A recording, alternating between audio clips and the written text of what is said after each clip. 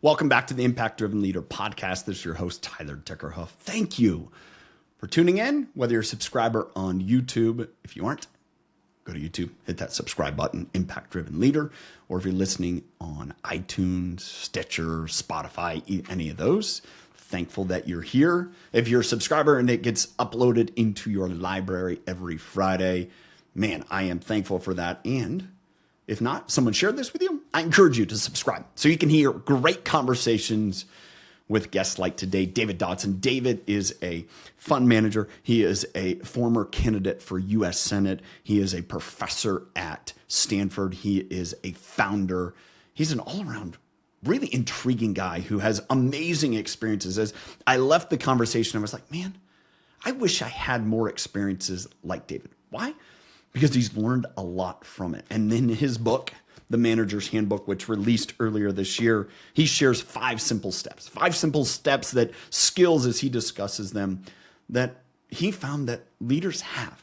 It's titled The Manager's Handbook. You can interchange manager or leader. We actually talk about the distinction between a manager and leader. It's pretty impactful. Actually, I've experienced that in and of myself.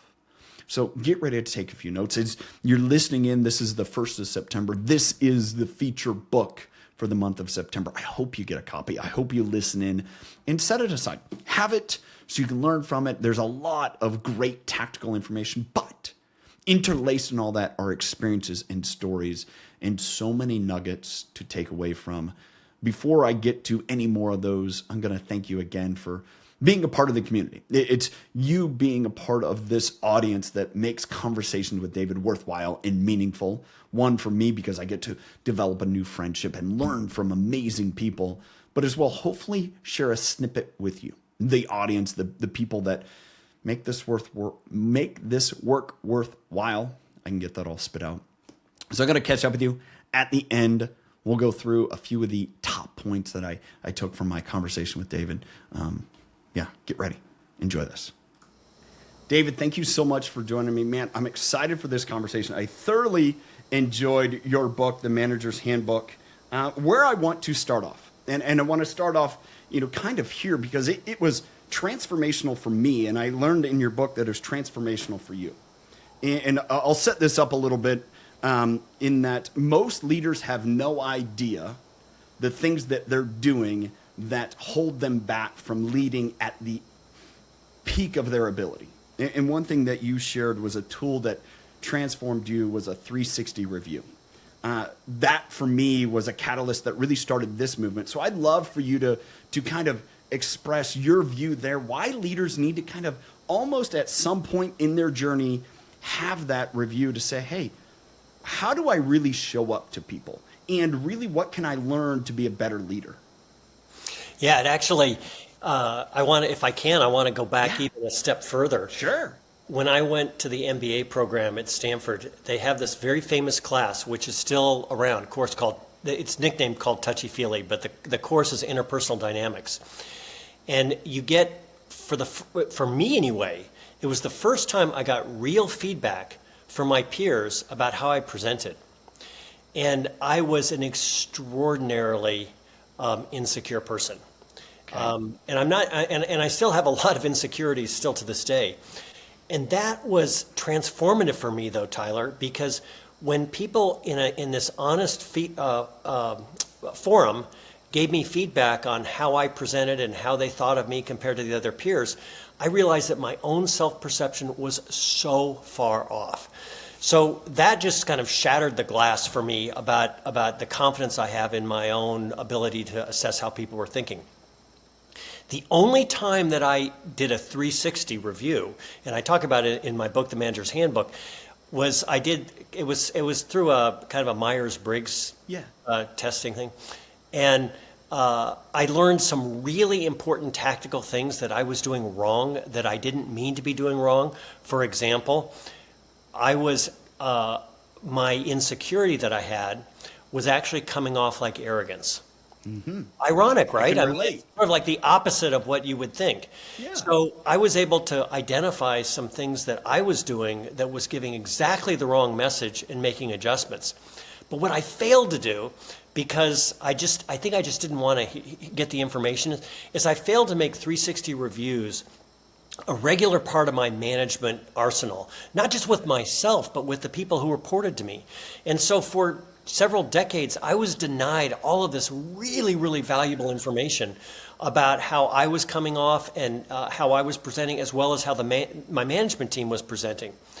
And especially now, when we live in a world where, first of all, it's a tight labor market, that may come and go, but what's not going to change is that people's values about what they want to have in the workplace are different. And they're not looking anymore for this, hierarchical management structure. They're looking for people to share their vulnerabilities, to bring their whole person to the workplace. And you're never going to be able to access that if you're not going to get good direct information from your peers. And if you expect them just to knock on your door and say, hey, boss, just want to give you a little feedback on how you came off in that meeting, it doesn't happen that way. You have to have a structure to it. So, Tyler, that's why I have a whole chapter on 360 reviews. Yeah. Well, we could spend the next 45 minutes talking all about that. And quite honestly, my intention is going to, because that is absolute gold. One, you went down the pathway of every leader, and those listeners have heard this from me. We all have insecurities. And to think that we don't is a gross overestimation. But you shared that you learned how to operate in spite of those. So tell me a little bit more about that, or leaders that you've worked with, or students that you've taught, how you've helped them through that same process. Mm-hmm. Well, for starters, there's kind of this common myth about entrepreneurs and CEOs. And so my whole career was as a CEO, and then, I eventually went back to teach at Stanford Business School. But I had this entrepreneurial career. And the myth is that entrepreneurs are these, kind of rugged, risk-taking, super confident people, and it couldn't be not further from the truth. There is no doubt in my mind that as a class, entrepreneurs are actually more insecure. By the way, things like, substance abuse, issues of depression, bipolar disorder, all those kind of things are actually significantly higher among entrepreneurs. So people who want to lead are actually a little bit of an odd bunch.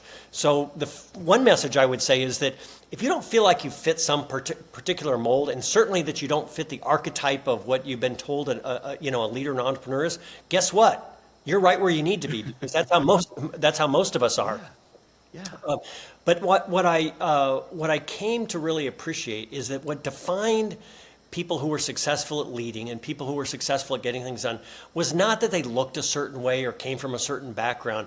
It was that they had acquired a set of skills and they were applying those skills. And what was fascinating for me, Tyler, when I was looking at this, is that there were no exceptions. I was trying to look at, what are kind of the commonalities of people who are good at getting things done. That was my mission. I said, some people are so much better at getting things done. What are their unique characteristics? Well, there were no attributes that crossed everybody, but they all had these 5 common skills that they had nailed.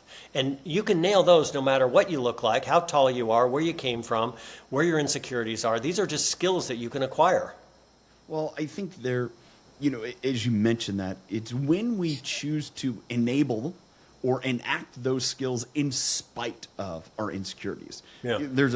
We'll get to those 5 skills again. I know they teed that up and it was perfect, but there was one piece in this whole, I guess, evolution of understanding who you are and getting your feedback. You share in your book the 6-part framework for instant performance feedback. Mm-hmm. And you really kind of dig apart the why the shit sandwich. There's no other way to label it. I'm sorry, it is what it is. Right. Why that doesn't work. Now, you mentioned that, we have this, just idealic view that a manager's going to walk down, the hallway and somebody's going to give them feedback, or vice versa. It doesn't work like that, especially in remote, or it doesn't need to be set aside for a review time, but it needs to be instantaneous. Explain that a little bit more from your experience, how it works really well. Yeah, so for many, many years, decades really, we've had this idea that we're going to bring somebody in once a year or twice a year, and we're going to sit them down and we're going to tell them what they did right and what they did wrong and what they're going to make next year. And that way of giving feedback is absurd. And I like to think of it in the form of if you and I were playing in an athletic we were on an athletic team and you were my coach, you wouldn't wait until the end of the season to tell me what I was doing right and wrong. You would give me all of these small micro, sometimes not so micro, but mostly all these little micro adjustments real time so that I can be the best performer I can be. But in the work environment, we don't do it. So you have to ask yourself why we don't do it, because it's absurd. The reason we don't do it is because managers don't like to give feedback that might be developmental or critical. And that's an indulgence on ourselves. So the important thing to think about, an important thing to realize is that when you're not giving people instant feedback, you're doing them a disservice, and you're doing it because you want to be liked. You're doing it because you want to make your job easier. But it's not a way that you build an A team. And a seminal moment for me was when I was talking to this friend of mine, Paul English, who was one of the founders of Kayak, the travel site. And he was telling me about when he had sold an earlier company to Intuit. And so then he became their VP of technology. And he and his boss were meeting with Larry Ellison, who at the time was the CEO of Oracle, and really was the guy at Oracle for most of all of its life. And afterwards, Paul, my friend, Paul English, he and his boss were walking out, and his boss said, "Paul, you have a minute here." And he gave him some feedback about the way that Paul had handled a couple of Larry Ellison's questions. And that was the light bulb that went off for Paul, because he realized that was, first of all, a gift to him, but that it was so much more valuable because he had said it in the moment while all the information was fresh. And he realized that the best managers don't accumulate all the information for a once-a-year performance review, but the best managers are always on the lookout for coachable moments. And that was the the epiphany for me, is that good managers are on the lookout for on the lookout for coachable moments. And well, how much does that tie in then for not only are managers doing that for others, but as a leader, as a manager yourself, are you seeking that feedback to go to a relationship or an interaction and say, okay, this is how I read the situation. What did I miss? How can I get more out of this because I want a different or better result? Or I want to make sure that from a relationship point of view, that we're actually moving forward, because really the tactical, the strategic, all that stuff, that doesn't matter if the relationship isn't evolving. I agree. And the trick though, right, Tyler, is that some of this runs counter to where sort of our instincts take us. And we sort of travel down the easy path, right? Mm-hmm. And it's, every day you just kind of keep doing what you did yesterday instead of saying, I really need to change. I really need to change how I get feedback. And in the book, I offer 3 structures. And I'm really a big fan of having frameworks and processes in place, because all of our cognitive biases and all of our instincts and all of our habits run counter to what we really should be doing. So the first one I talk about is this concept of radical candor, which was originated by Kim Scott. It's a brilliant, simple idea that if you think about a compass, and on one axis it's whether I care deeply or not about the person, and the other is where I'm going to give direct feedback. Most of us as managers, we care about the other person, but we don't give them direct feedback. And that she calls ruinous empathy. And ruinous empathy is an indulgence on the part of the manager. It makes your life easy, but it's not doing the other person any good at all. The quadrant that she encourages people to be in, and I'm a huge fan of what she developed, is called radical candor. And so when I talk about how you implement radical candor within your organization, which goes directly to your question, Tyler, is that you start by describing the concept of radical candor, and then you spend several months soliciting radical candor from your team, and you label it. So I would say to you, Tyler, we just finished that podcast, and I would love to get some radical candor on how I handled that particular question about whatever. Yeah. And so I'm labeling it, and then you're going to probably do something that's kind of a soft sort of sanded down the edges thing, and I'm going to go, no, Tyler, I would really benefit from radical candor. So you're modeling it. So that is one way to do it. We talked, of course, about 360s. I think we're going to probably talk more about that. And also, there's a whole chapter on exit interviews, because exit interview is really a place of vulnerability, because it's when you're going to the person that you broke up with, or the person that broke up with you, and you're saying, hey, what do you really think of me? Yeah. Well, as I was thinking about that and kind of experiencing that moment, both of those encapsulated right now in my world in the last 2 days, couple weeks, and experiencing this, so often, we talk about the radical candor and having that, and you have to do it in the moment, right? You talked about that a little bit earlier.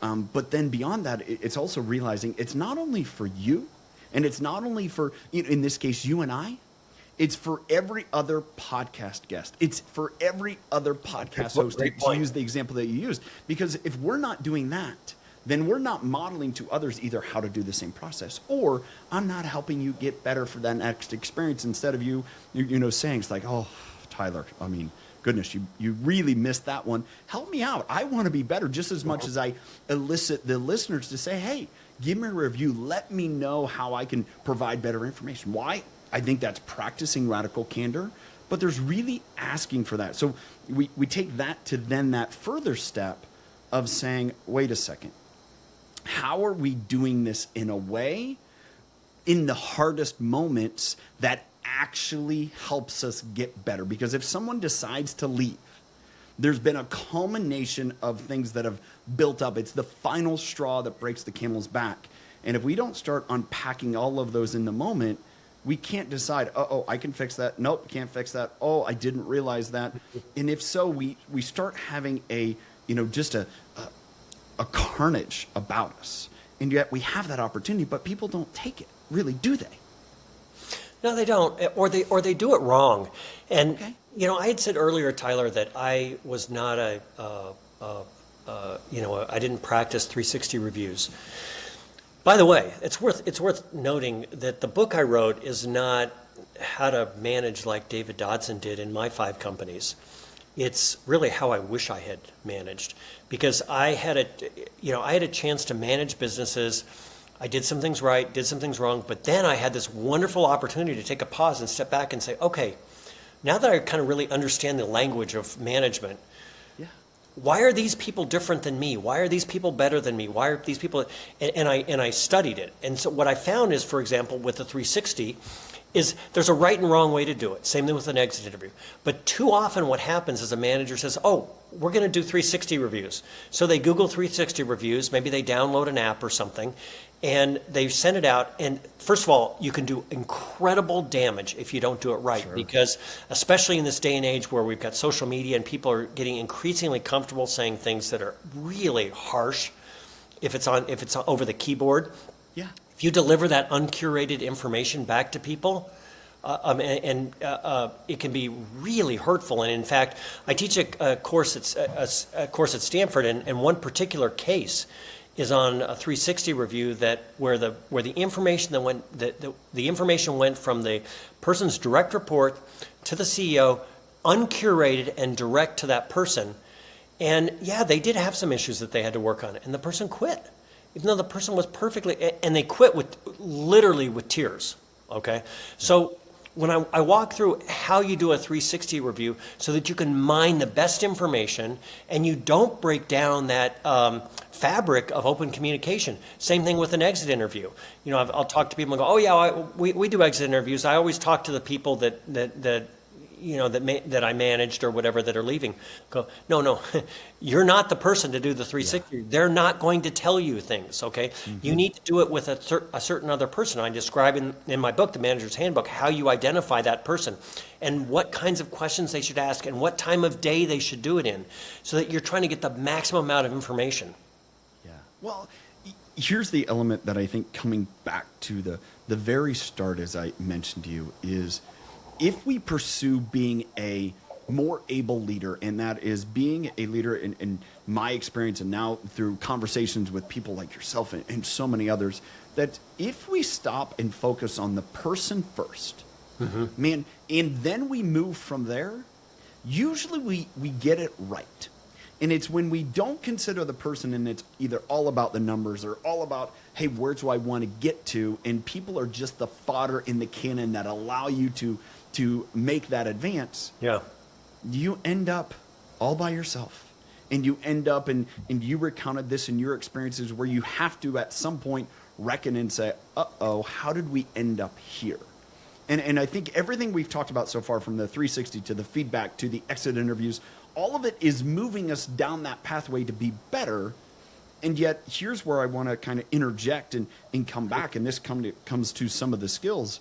And you point this out in your book, and I shared it with my wife while I was reading it, is leaders are expected to perform almost counter, I'm putting in my words, counter to how they got to usually where they're at. Meaning all the skills and attributes, the intensity, the performance, the ability to make results happen, almost happen in many cases at the expense of what great leadership requires. And that means the open feedback. That means, hey, I need to slow down so I can see everyone, and not just how can I blaze forward to reach that deadline if that's what my expectation is. And so I'd like to kind of hear from your take as you're teaching students today at a level of giving this information to say, hey, if you're going to be leading, it needs to look different than if you're, performing, or whatever those skills and attributes you've thought at this point to get you through, graduate school at Stanford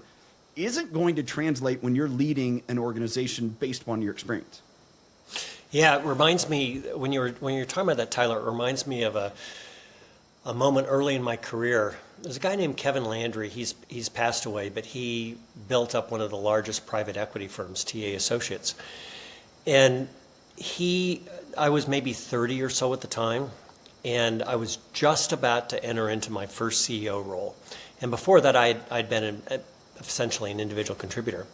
And he told me, he said, David, and I remember I was sitting in his office in Boston. It was a long conference room. You almost had to yell from end to end of the conference room. And he's a very humble guy, but for whatever reason, we were on opposite sides of the conference room, probably because I was too afraid to be near him because he was such a legend.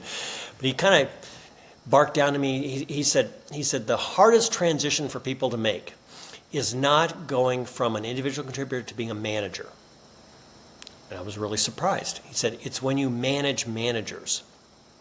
Well, I didn't know what he was talking about, so he probably saw the confusion on my face, and he clarified it by saying, when you're an individual contributor, your output is basically how hard you work, how pretty the chart is, whether you work on the weekends. I mean, you can kind of muscle your way through it, and it's all about your own output. Yeah. When you're a manager, you might say, oh, well, David, that's when it changes. No, it doesn't change, because when you're a manager and you have 2 or 3 people reporting to you, you can actually still do that. You can stay up late, you can redo somebody's work. But when you're managing a manager, and if you could just sort of visually think of the organization chart, now you've got 3 managers and they've got 3 to 5 people reporting them. You can't do that anymore. You can't cheat. And that is the critical transition. Once you make the transition, if you can make it, the beautiful thing is the skills that allow you to manage 3 people who are managers are the same, and let's say your organization's 20 people, are the same as if it's, 100 times that size. Totally. And I say that not being hyperbolic, because a good friend of mine, Tom Staggs, who at the time was COO of Disney, and he and I were having coffee at Stanford, and funny enough, I arrived and I was a couple minutes late, and I was thinking about the emails I didn't get answered, and what was on my to-do list. And there's Tom, and he's calm, and he's having his cup of coffee, probably reading something on his phone, the news or whatever. And Tom at the time had 200,000 people in his organization. I said, like, Tom, how come you kind of got your act together here, and I'm the one who's... And he explained to me, and this was one of the early stages in when I was writing the book, he explained to me the skills that he had, that he learned very early on at Disney, that worked when he had 20 people, 200 people, 2,000 people, 200,000 people. So that's the big transition that both my students at Stanford are doing, and also as an investor now, principally my investments are around people who are going out and buying companies, and they're going from being in an MBA program, and then boom, all of a sudden they're on a horse that's galloping, and they go from individual contributor to having maybe 20 or 100 people reporting to them. And they have to learn that when you're managing managers, your principal skill is you're a teacher and a leader. You're no longer a doer. Yeah. But being a doer is what got you to that place, as you were saying, Tyler. And so you hang on to those, all of the things that made you successful. You hang on to them tight because you think they're going to work in this new environment, but they don't. They actually get in your way, as you correctly pointed out to your wife. Yeah, well, I mean, it's, when we're yearning for security, we want to do what got us here. And Yeah. yet it takes an advisor, a mentor, someone to say, hey, what got you here won't get you there.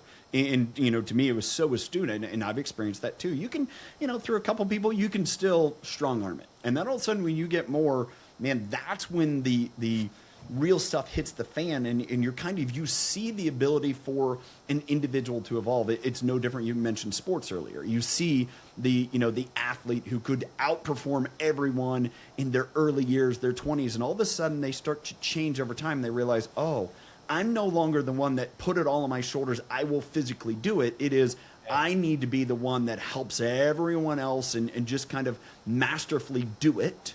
I had a friend I was talking about, Lionel Messi, this craze that is hitting the United States with MLS soccer, and he's coming to the United States and he's playing. He said one of the things that's masterful about him is probably the greatest to ever play a sport, and yet his physical attributes are tremendous, and yet he's risen everyone else around him. It's a leadership model we just talked about, where it went from individual performer to now he's really leading, bringing out the best in others. Right.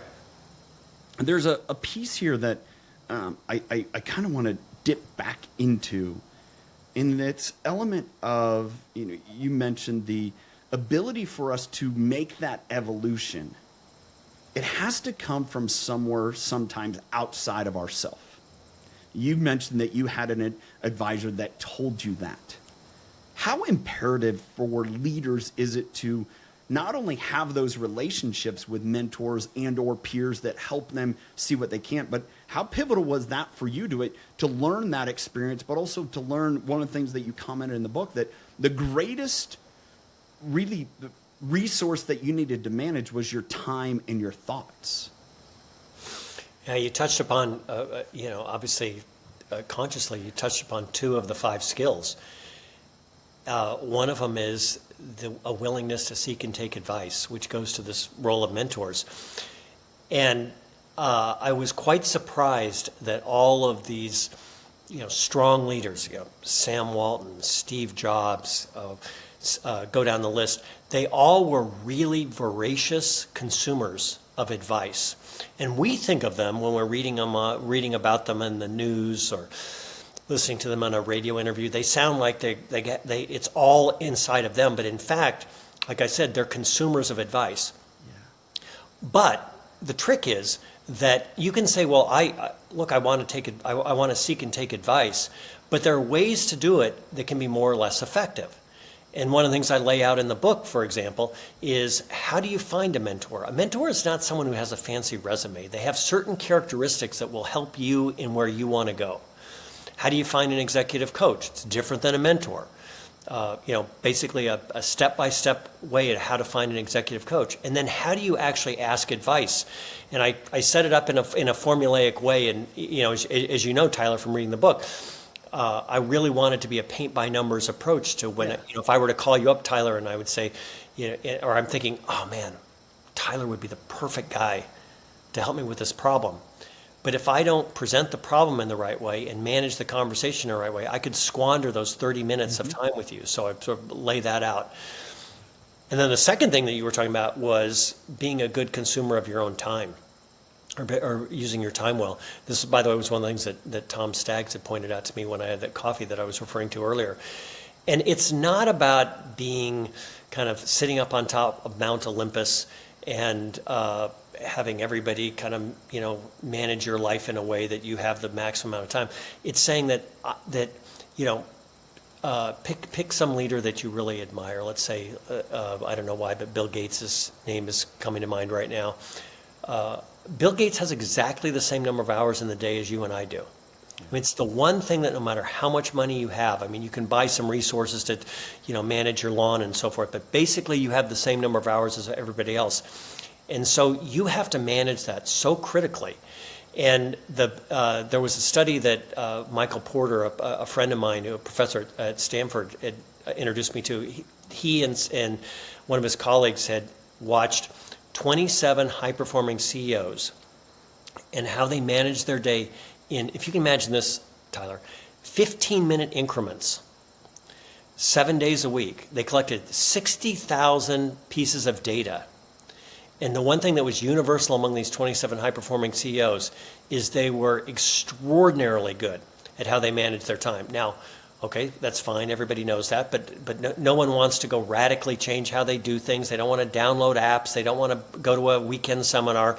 And so I just looked at these 27 high-performing CEOs and I said, what are you guys doing? And what I found is they're not doing anything fancy. They just have about, a half a dozen rules that they follow throughout the day that basically gets them 80% of the way there. And there are things that we've all been introduced to time management issues where we hear about it and we go, oh man, that'd be really good. And then you try it for a few days and then you just revert back to where you were before. It didn't do any good. If you're going to do anything to change how you manage time, they have to be these kind of like simplistic, enduring things that don't radically change how you behave. Just small little adjustments that can save you many hours in the week. One of the things, to your point, that just reminded me in the process of reading the book, and I have most of the notifications shut off on my phone. I don't have it for social media to a lot of text message groups I have muted, and yet one of them that I didn't have was all notifications for email. And what I found, even in the process of doing it, reading your book, how I've been blown away by the fact that I wasn't checking my email on my phone. And it was literally, you talk about those routines. I have those routines. I have those built structure. And why I kind of like it, but also I know if I don't, then I get behind and then I'm frazzled. And as my wife likes to call it, I have my rubber band stretched too tight, that those around me don't get the best of me. And I think we've found that happening in so many situations for leaders today that are so distracted. There's right. so much tension, post-COVID, economically, we have, back to work, not work, what does this all look like? And yet so many leaders are responding to this tension, some of it built by their own desktop and phone, instead of saying, if I manage the tension I can control, maybe the tension that I can't control will be easier for me to manage and go through. I'd love to know kind of how you see that playing out for many different leaders and or what your experience with that exact case has been. Well, I had kind of an interesting, I'm 62 years old. So when I had my first CEO job, there was no such thing as email. Yep. I literally had an in and out box with the words in and out on it on my desk, and what was then called a secretary outside my office.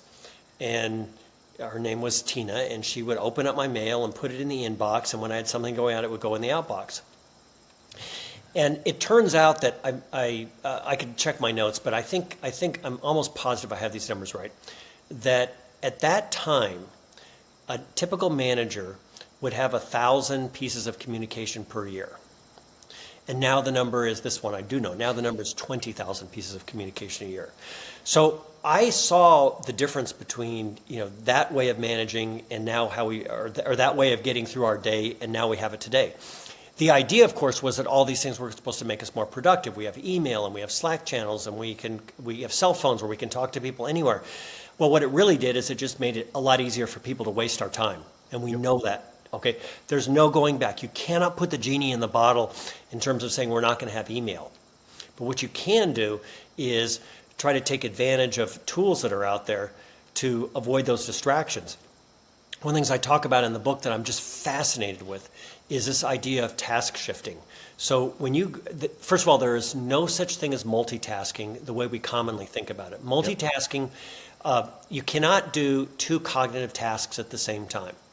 It's just the way the neurons are. You can stir soup and watch TV at the same time, or stir soup and have a conversation, because one's mechanical, one's cognitive. But that was a great clarification that I loved. I think I knew that, but you clarifying that really helped. So continue on. Yes, but what you can't do is you can't listen to someone and read email at the same time. You simply can't do it. You might go, oh, no, I do that all the time. No, what you're doing is you're task shifting. You're going back and forth. And so you're only giving one attention at the same time.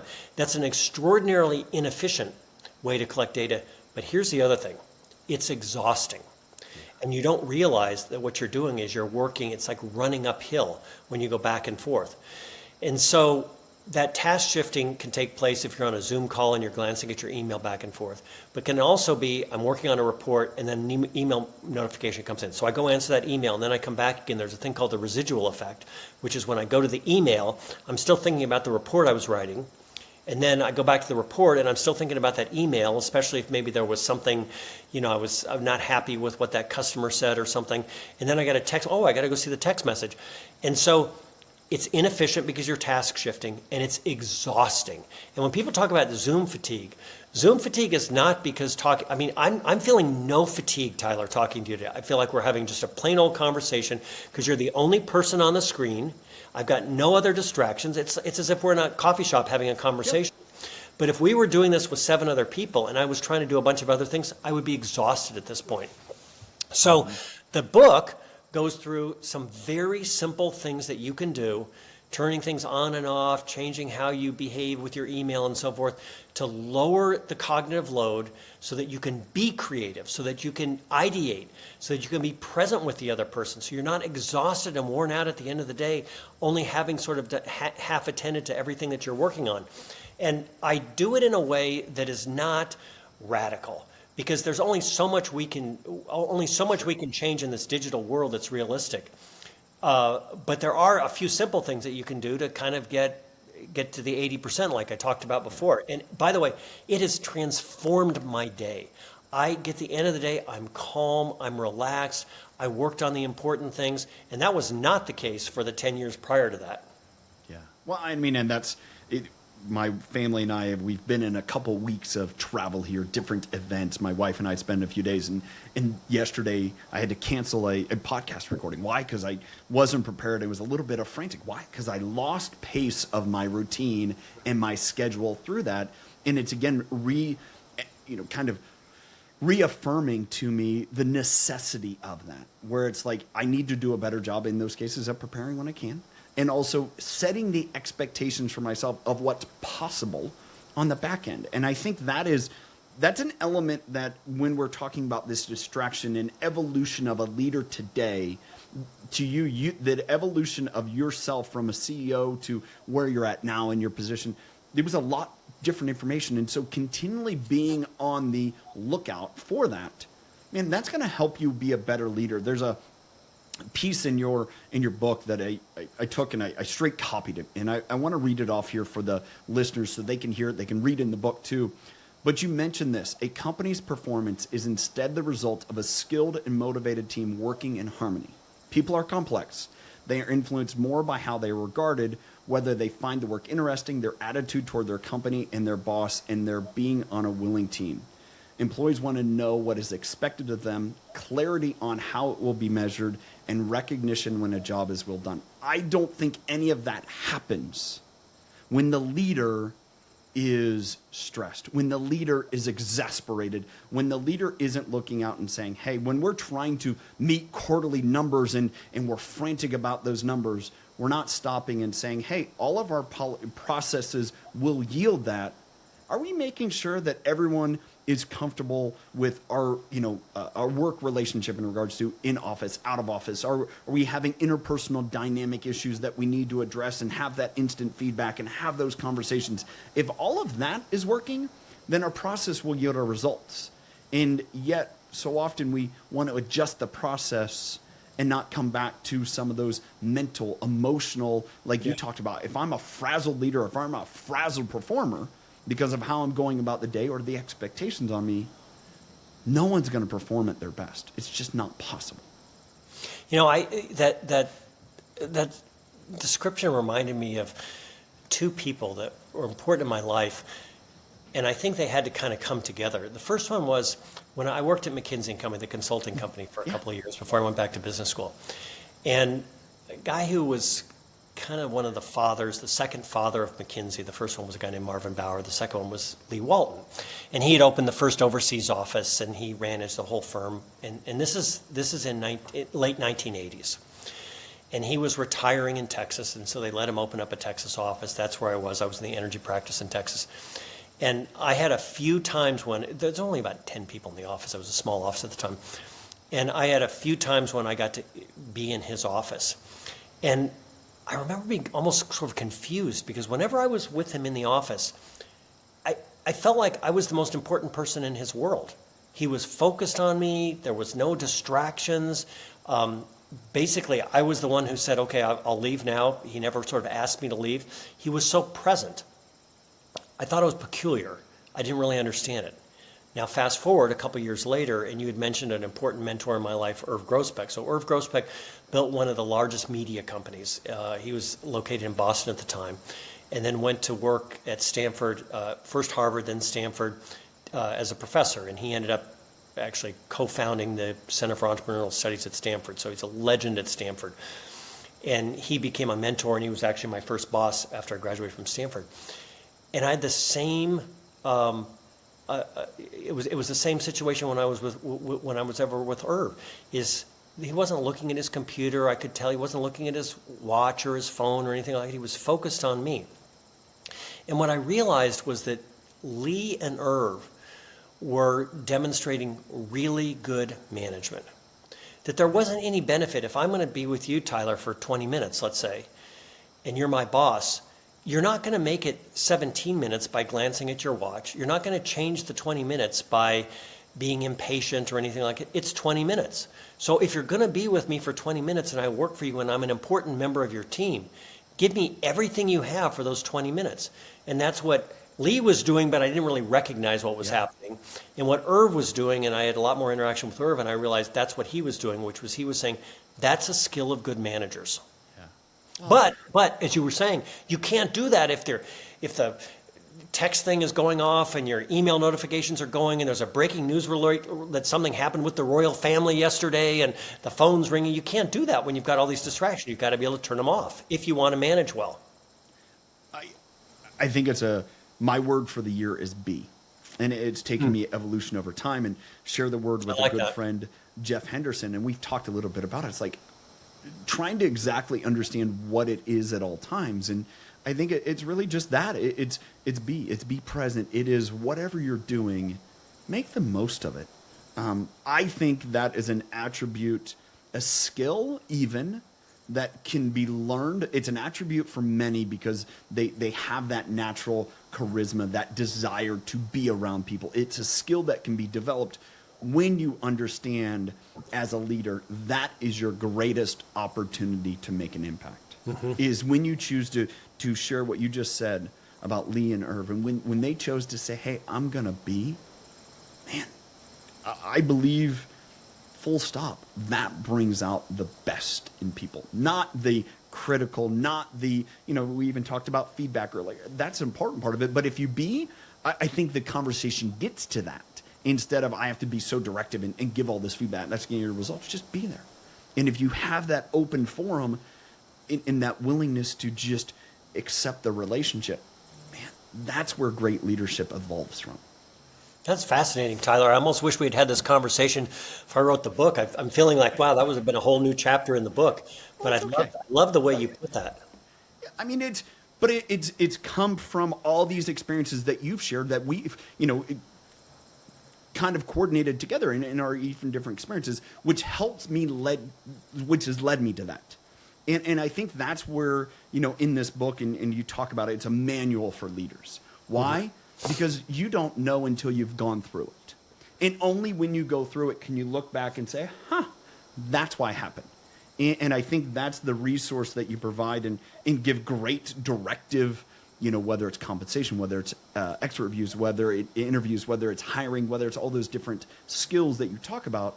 You give a formula for leaders to say, okay, how do I fit that into who I am or my role? And that's why I'm excited, one, to read it. I got so much out of it, but to share with others. Well, you mentioned the title. It's, the title is The Manager's Handbook, right? And it was a little controversial with some people I talked with. They said, don't say handbook. That's boring. No one's going to want to read that. And I thought, well, I'm not so sure, because I think the people who want to read my book are the people who want a handbook. They don't want to be inspired. They don't want to beach read. They don't want to read about some incredible leader that they could never be like because they're so different. The person who wants to buy my book is the person who says, I want a handbook. I want to know those 5 skills. I want to do it. I don't want you to be abstract. I want you to spell it out for me like A plus B equals C. So I can go do it the next morning. And so then I titled it The Manager's Handbook because I thought, all right, well, that's what I would have bought was a handbook. Yeah. Well, I mean, to me, it is exactly that. And so I'm thankful for it. I'm thankful to be able to feature it as part of the Impact Driven Leader Book Club. And David, thank you so much for your time. This has been a wonderful conversation, and man, I've really enjoyed it. That's great. Boy, the time flies. I thought we were halfway done. This was great. Yes. I really enjoyed it, and it was nice I feel like not only did we have a good conversation, but I got to know you better, which I appreciated the chance to do. Well, thank you so much. There's a couple facets in that conversation. We started with 360 review and this evolution, this understanding of what leadership is and how we are leaders. I've talked about that in the past, whether it's my windows and the mirror conversation, right? David talked about having your mirror shattered.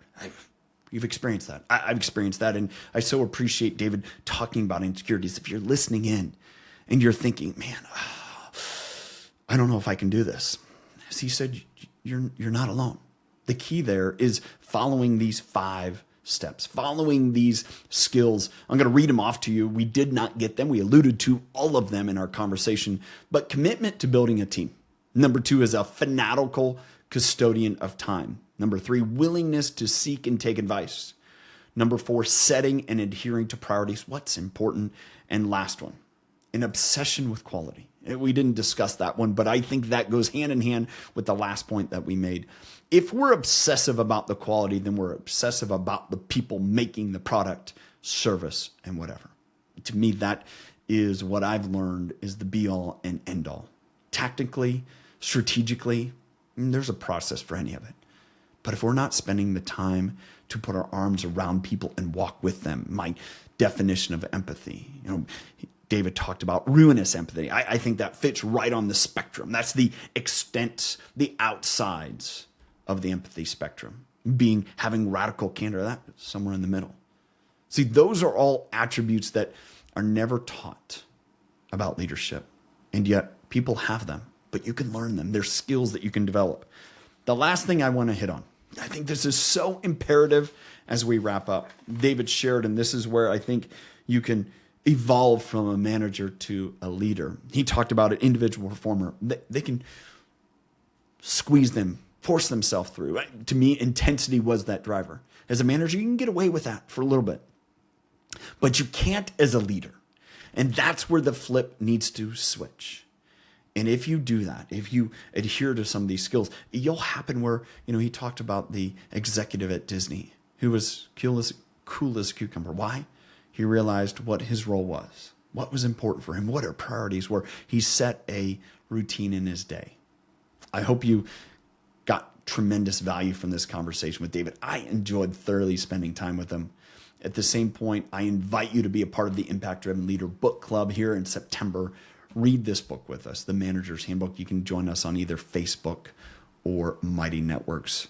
Simply reach out, hello@impactdrivenleader.com. We'll get you invited into those groups.